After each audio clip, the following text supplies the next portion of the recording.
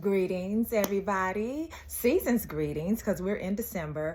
The lady that's here with another life lesson, and this is going to be the last part of the relationship advice or tips videos from a healed divorced person. For now, this is the last part, okay? And today we're actually talking to divorced people. So my comrades in this thing, come on in here.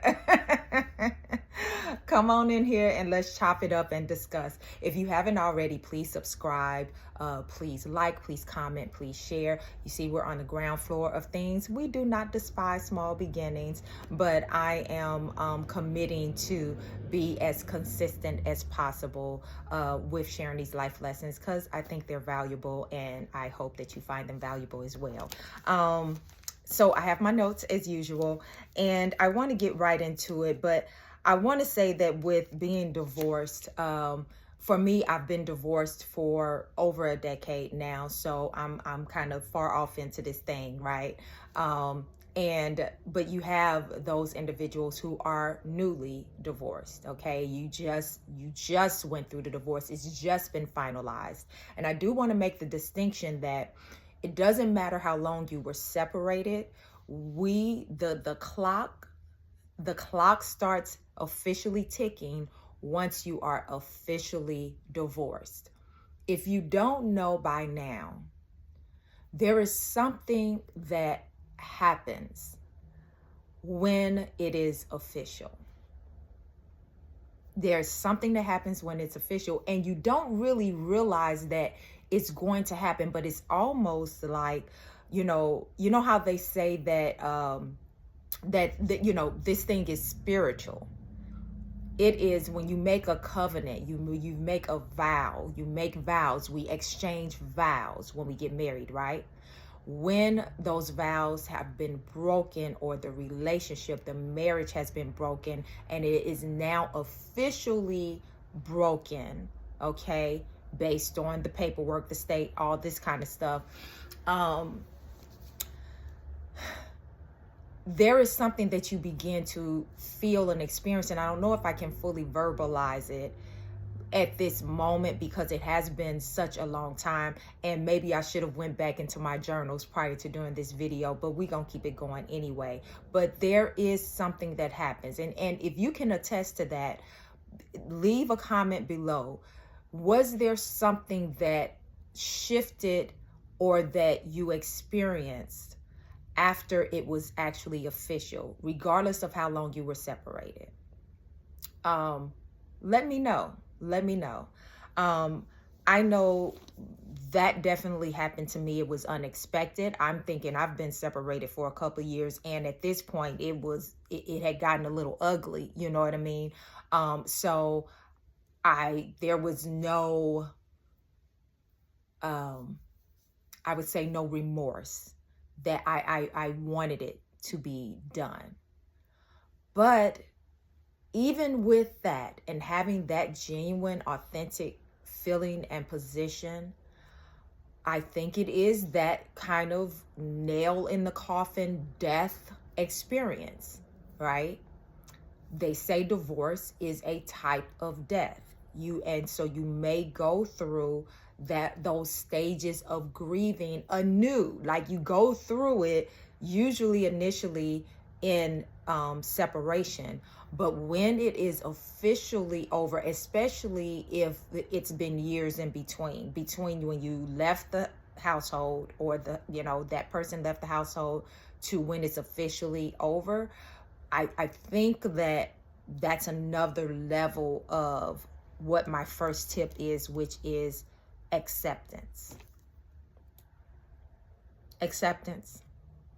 Not acceptance only that it's officially over, but that it happened at all. Some of us, once we get divorced, or when we've gone through a major breakup, like a breakup of a marriage or a committed monogamous relationship, we now want to kind of rewrite history and erase things. We want to delete all the pictures, all the videos. We want to burn the letters. We want to get rid of it all of the gifts, all of the, we want to erase it, but it happened. And some of you have evidence by way of children that it happened. It doesn't matter what you try to get rid of, it happened. It happened. You chose that person and they chose you. And at the time, you probably were in a great place and you probably thought it was the right thing to do. And maybe it was. Things go wrong along the way all the time, okay?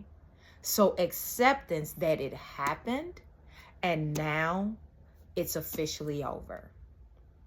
That is the place that you have to consciously get to. Because if you don't consciously make yourself accept that, then that's how some people end up going into a very jaded and bitter state. Acceptance, okay? I do want to know, are you the type that believe in, after a major breakup, believe in getting rid of anything of that person's, that whether it's gifts, whether it's, you know, for some people, they get rid of the wedding attire, the wedding rings, they get rid of the you know, the pictures, the videos and all that stuff, letters, cards. Are you the type of person, is that part of your grieving process, your purging process? I want to know. Leave me a comment below. For me personally, I've never really been that type of person. I didn't really see the value in that, because it was kind of like, well, that doesn't erase that it happened. Now, I don't have things just out, you know, nobody's picture is hanging up or, you know, whatever. I may repurpose a frame or whatever. I may remove things from social media and all that kind of stuff. And particularly talking about marriage, because I do not post anyone that I'm not married to on social media. But yeah, I've traditionally not been that type of person. Now, I have heard recently people talking about there's something about a spiritual cleansing. I have to go a little bit more into that. But for me personally, I've never been that type. I've never been the type to get rid of letters and, you know, all of that stuff. But we'll see. I'll look a little bit deeper into that and whether that actually helps you to heal in your healing process. With the acceptance, I encourage you, and this is what I did, was to use my energy that I would have been using to feel badly or even to be concerned about what that other person is doing and all of that stuff.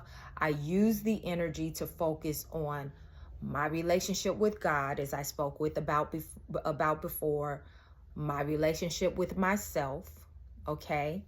And then, you know, focus your energy on your family, your friends, and particularly if you have children, focus your energy on your children because they're going to need it.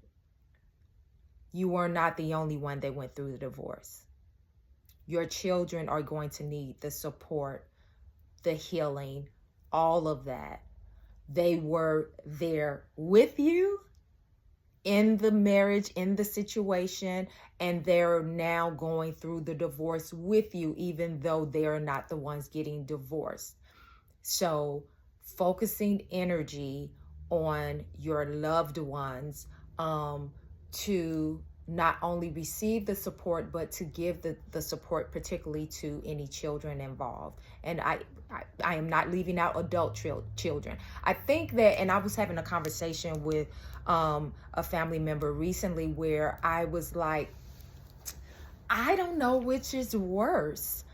If your parents divorced when you were a child or when they divorce when you're an adult. You've like your whole life, you only known your parents together, and then they divorce when you are real grown. I don't know which is worse. And I don't think I think both can be potentially traumatizing. So I think that we need to make sure that if that is your situation where you have adult children when you divorce, that you give attention and energy to the healing of your adult children, for them processing through what's happening as well. Okay.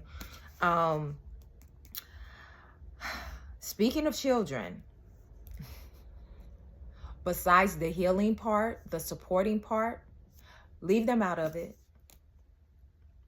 Leave them out of it. Now, this actually starts with the separation, but it definitely still goes full-fledged into play once you're actually officially divorced. Unfortunately, many people use their children either on purpose or by default. Some people are, not trying to manipulate or not trying to involve their children, but out of their unhealed space, out of their brokenness, they do. And what that means, that means that if you're getting information from your children about what your former spouse is doing, if you're using your children in any way, and we know this is a doggone norm, particularly, unfortunately, when it comes to mothers. Mothers, don't use them babies against that man, okay? If he is a good and safe parent, even if he was a trash husband, do not use your children to get back at him, because what is going to happen is that's going to eventually backfire on you. What does that look like? You keep those kids away from your former spouse or their father, whether you was married to him or not, okay? And this goes for the men, if y'all do this too, but I know that it's been more prevalent that women have done this, okay? So that's why I'm addressing the women. You keep them away, or you poison them against him by involving them in adult matters, okay? Maybe he did cheat on you. Let me get more comfortable for this, okay? I got this blanket in Portugal. Isn't this cute? Little elephant blanket. Anyway, maybe he was trash in that way in the relationship with you, but he is a good, safe father. Not perfect, but good, and your children are safe with him. If you keep those children away from him, if you poison them by talking negatively about him, even if the junk is true, to your children, then as those children get older, eventually you are going to be the target of their resentment.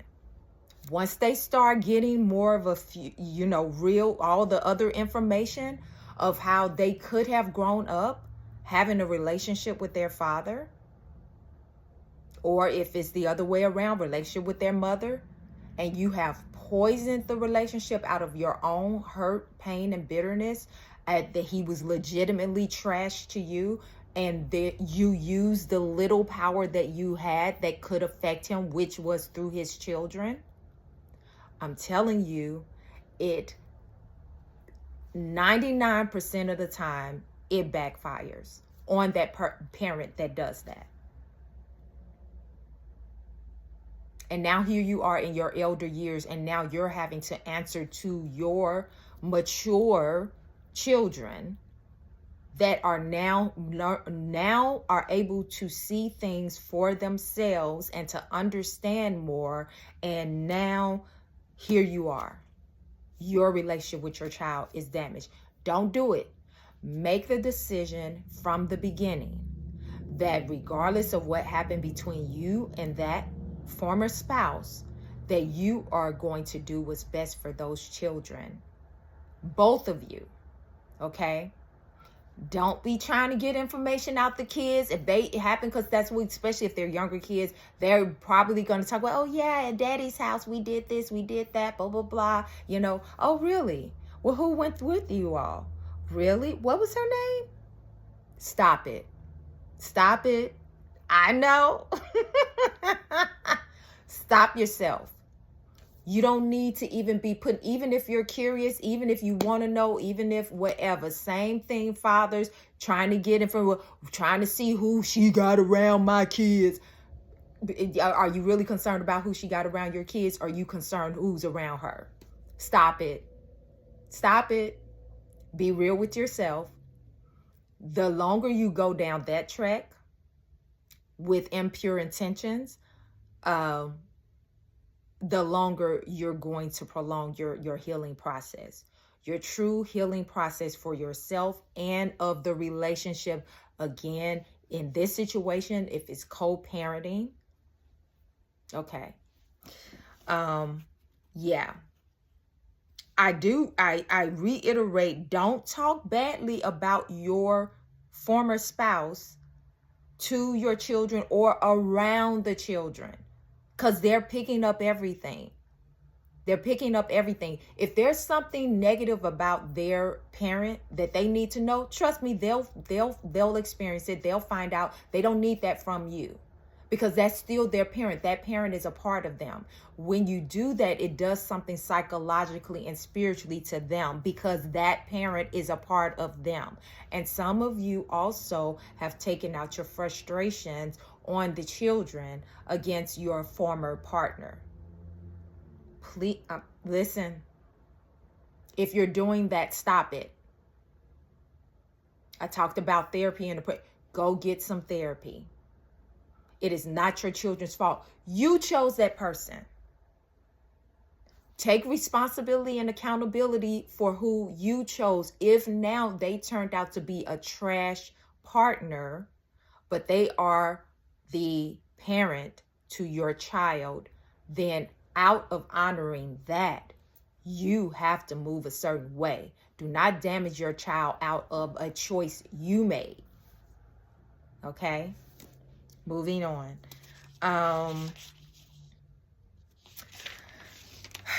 Let's talk about social change. And this is not going to be long. Okay? This is not going to be long today.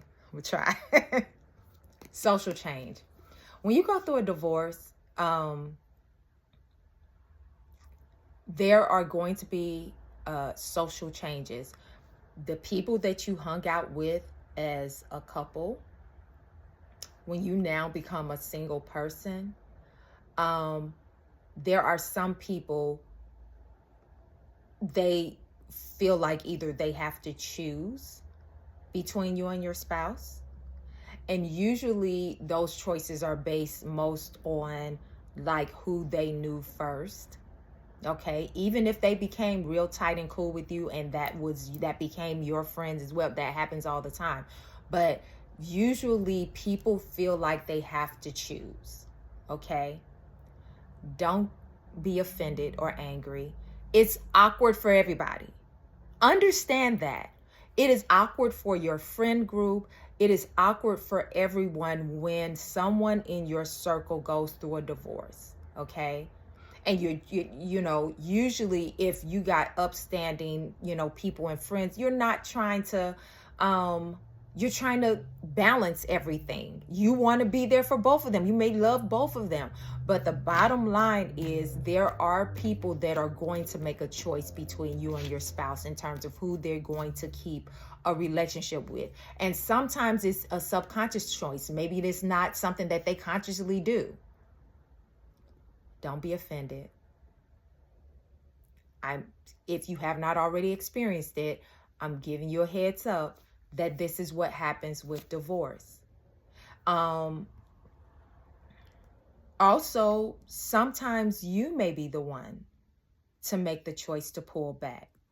I know for me, I don't mind being around couples, and I do. I mean, like my closest friends, they've all been married a long time. All been married a long time. Okay. And I'm okay with being around them as a couple, but I also don't, like if I'm going to an event or something, whatever, I don't necessarily want to be in a room full of couples. So I kind of gauge things for myself. Unless I'm going with someone or whatever, me just as a single person, especially when I first got divorced, for my own sake, I did not put myself in certain situations where I would be feeling all of that. Okay. Because it is a transition. Like, you have to really get used to uh and comfortable with self. Okay.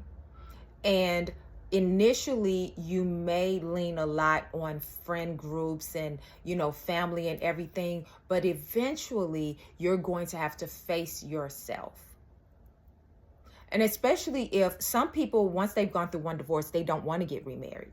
They don't want to ever go through that again. And some people, they desire to get remarried, but they are taking their time. Okay. They're taking their time because clearly they don't want to go through another divorce. And then you have other people who have been married 1, 2, 3, 4 times because they don't want to be alone. So they just keep putting somebody into that spot, and they go all the way through with marriage. Now, we talked about before that, if we say that 40 something percent of first time marriages end a divorce, close to 50%, then those numbers and those percentages go up with each marriage. So if you remarry after being divorced, there's a higher percentage of those second marriages that end in divorce, and third time even higher, etc. So there are some of us who ain't trying to go through all that. Like, when I get remarried, that's gonna be it for me, unless it's a until death do us part type of thing, you know what I mean, where somebody actually passes away, then maybe. But in terms of another divorce, so just kind of, maybe keep that in mind in terms of, social dynamics, choices in terms of how you socialize. I know for me, I'll add this, that I typically and traditionally have not been have my pack of girlfriends, my entourage of girlfriends that I hang out. I've never really been that type of woman. Of course, clearly I love women. I am a woman, but I have traditionally been more attracted to male friendships just because of the way my personality is set up. Okay. And there is a difference between men and women. Let's just keep it real. So I really have not, that sister circle thing. I really did not have that, especially throughout my marriage, and even early on. I've had close relationships with individuals, but not a group of women where I'm just, we always do something. That's never been me. But when I went through my separation and eventual divorce, I did find value in those sister circle relationships, those being around women. I felt safe in those spaces. There are seasons of your life that, even if this is not your norm, that it's valuable for that space and that time and that season for you. So if you are like me, if you are divorced, there is a place for that brotherhood, that sister circle. And I have noticed, I know it's particularly in my family, the men in my family don't do a lot of male bonding. I think that's maybe a trend for men. Like, they're too busy with working and their families or whatever, that they don't invest a lot of time in building the brotherhood, meaning that we come together and have real connection. We don't just watch the game or talk about politics or whatever, but we talk about heart stuff. A lot of men don't do that. I encourage, especially if you are a divorced man, a divorced person, that you develop those type of connections with other men. It will help you in this season of life. Okay. Yeah. So I'm sorry, I'm going to my notes. Okay. Go to the social outings, whatever. Family dynamics. I absolutely fell in love with my in-laws. When I was married, I'm a family person. I'm close to my own family. I embraced my in-laws as family. And when I say that, I'm also not a person that's always at somebody's house and all this kind of stuff, but I genuinely created heart space for my in-laws. When we went through a divorce, and this is what, if as a divorced person, you either have already experienced it or you will most likely experience a change in the family dynamic, and it's natural. That is your former spouse's family. You may love them.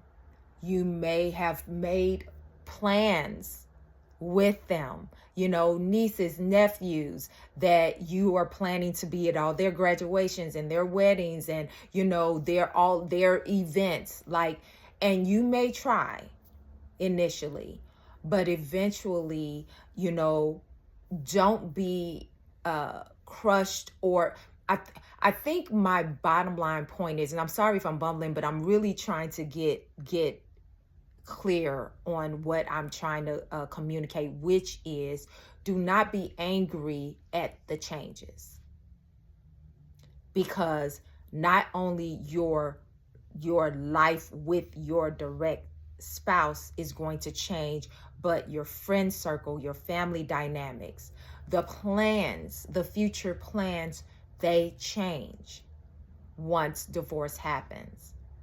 Do not allow yourself to be embittered by that or to blame anyone like, oh, they was fake, they was phony, or whatever. No. They have to go and flow with the change as well. And sometimes it's you who has changed.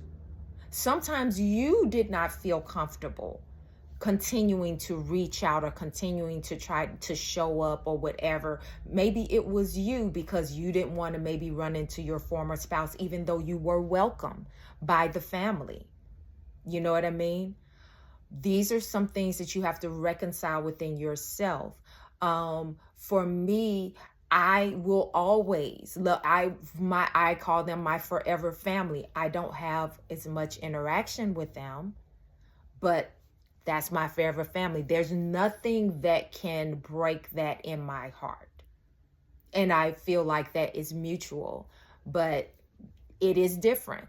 And I think that's also the natural course of things when divorce happens, okay? So don't internalize it. Give yourself grace while you're rebuilding.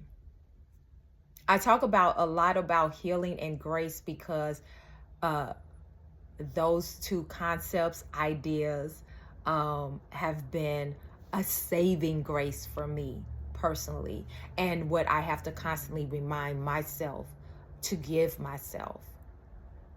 Give yourself grace as you rebuild after a divorce or a major breakup, because I don't want to leave out the people who maybe were not officially married to someone, but they were with that person for years. There's people that live together for years. They've built a life with a person and then they break up. And it feels like a divorce. Now, of course, because of who I am spiritually, I do know that when you have covenant like that, where you actually officially commit to someone through marriage, that there's a covenant, a vow, a binding that's in a different way, but it still cannot be downplayed that if you go through a breakup after being with a person for years, that a lot of these things apply. You have to rebuild. you have to rebuild a lot of time from scratch. And I'm talking about whether it's your home, you know, again, if you are the type of person that want to get rid of everything that had to do with your former life, then you literally from scratch have to decide and, you know, replace and all of those things.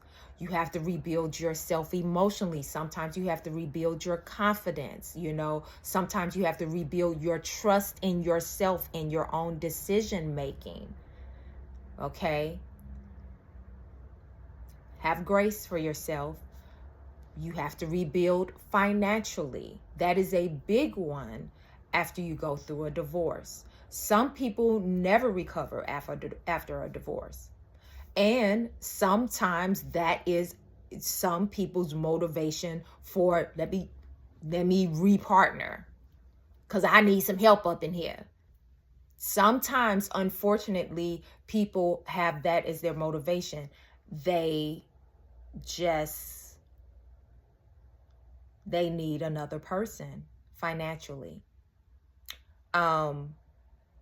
I am not an advocate for that. Because to me, that is a shaky foundation on which to build a relationship, is because you need help. You need help with these kids. That is not a good foundation, in my opinion, to build a relationship. A relationship, especially in I know we have different cultures and different ways of doing things and relationships and marriages around the world, but for these purposes, in Western culture, in American culture, I believe the best way is to partner out of love and purpose. Maybe I should say purpose and love. Both of them are equally important to me and in my opinion. Partnering with someone because you need financial assistance, partnering with someone because you need a daddy for these kids or a mama for these kids because you know, divorced or broken up with someone, that is a faulty and shaky foundation, in my opinion. It would be better to take the time to rebuild yourself financially, independent of someone else. If that means that you need to take the time to go back to school, to build other skills, to start a business, to, you know, to seek promotion in your current career, whatever it means that you need to make adjustments in the space that you're in now. It's a new world, baby. It's a new world. Okay? Take the time to go to the root as opposed to putting the Band-Aid on the bullet wound, as we say. Go ahead and take the time to do it, because if you put the Band-Aid of another relationship, another marriage, another whatever on it out of needing these things as opposed to desiring that person because you genuinely have love, connection, and purpose alignment with that person, that can go badly. Okay? I know I just maybe I just had a flashback. I just had a flashback to the fact that the apartment, the transitional place that I moved into once I separated, and then I was separated for a couple of years, and then I ended up being in that place for 4 years total. And it started to get difficult after the divorce was final because we had a lingering asset issue. Okay, we had property together, and that's a whole nother story and situation, but I felt trapped even though I was divorced. My credit, my name was trapped and still entangled. And so I felt stuck. I really did. I felt stuck to the point where I couldn't even think how I could release myself from that situation for years. Okay? Sometimes you have situations like that. And that can also position you to be angry and bitter, even though you're no longer with that person. It is imperative that you focus your energy on rebuilding yourself in every way, emotionally, mentally, psychologically, spiritually, financially. Focus your energy on if you have children, those children, helping them to rebuild in all of those ways as well, because they are too affected by the divorce. Focus your energy on your family and your loved ones so that you will have less or no energy for being focused on the past, what is going wrong, what you're still dealing with in regards to your former spouse, all of that, because that positions you to become a bitter, jaded person,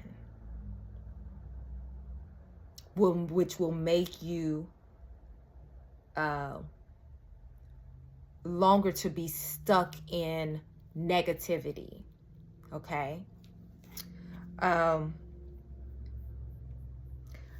last tip I would say is learn lessons from your marriage experience, from your relationship experience, from your partnership with that person. And as you're in your rebuilding phase, don't, like, again, this is why you know, if you just take it as, oh, you know, you just want to throw the baby out with the bathwater, the whole thing was negative, trash everything. If you have that energy, you won't be able to decipher the lessons. Okay? What were some things that your spouse constantly complained about you? And it was legitimate. Now, I'm not talking about these narcissistic folks that just want to chip away and tear you down. But if there was legitimate things that was constructive feedback that your partner would say, hey, this is something you need to work on. This is something that I don't like about you. I don't love this about you. I love you, but I don't love that action, that attitude. If you go back and think about how you came into your partnership, your marriage, your long-term relationship, if you were, say, for instance, bad at managing money when you came into that relationship, and your partner, they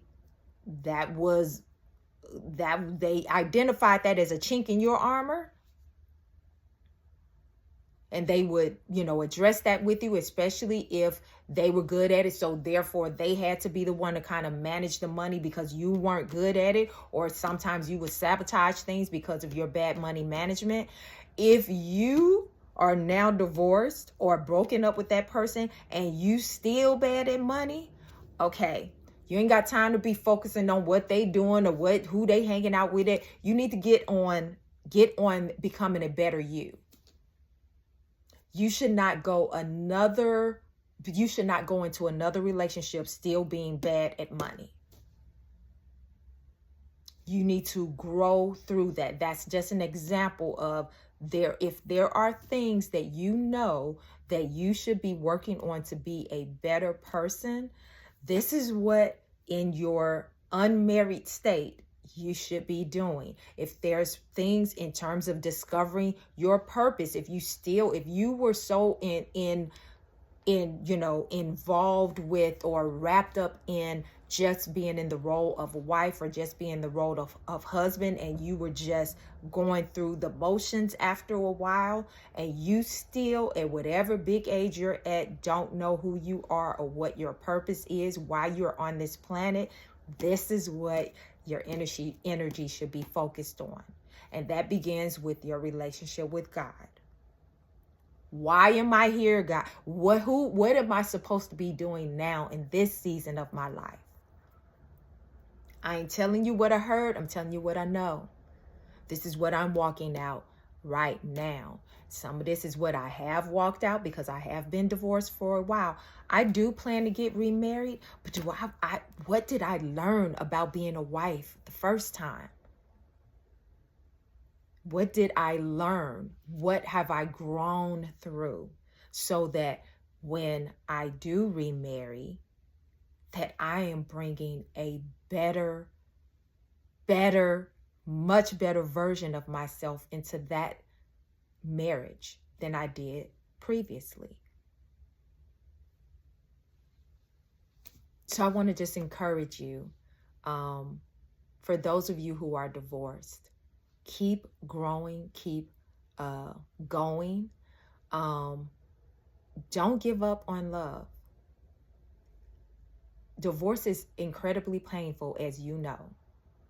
Even if it needed to happen, even if whatever the case may be, don't give up on love. There is still that person out there for you. But take your time, okay?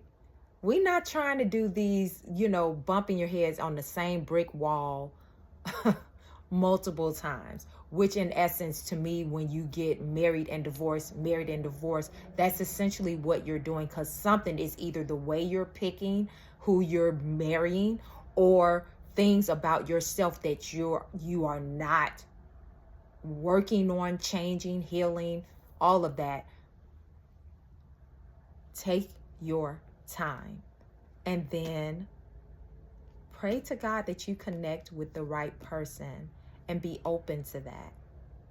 The more healed you are, the more that you're able to see and attract and repel based on that healed version of yourself. Okay? I'm praying for y'all. Pray for me. If you can get a good prayer up, go on and pray for your girl. All right? Until next time.